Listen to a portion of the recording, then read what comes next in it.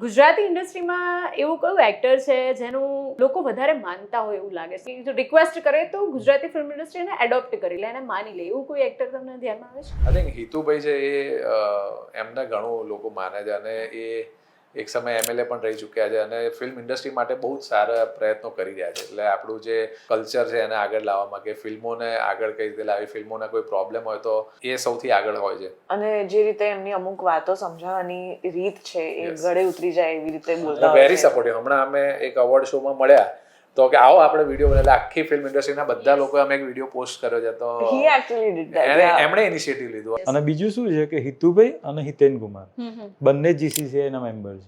એમાં હું પોતે મેમ્બર છું અને અમારી જ્યારે પણ મીટિંગ હોય ને તો એ ફિલ્મને કઈ રીતે આગળ વધારી, એનું પ્રોગ્રેસ કઈ રીતે થાય, તો બંને જણા દરેક મીટિંગ એટેન્ડ કરે છે અને બધાને એનો સપોર્ટ આપતા હોય.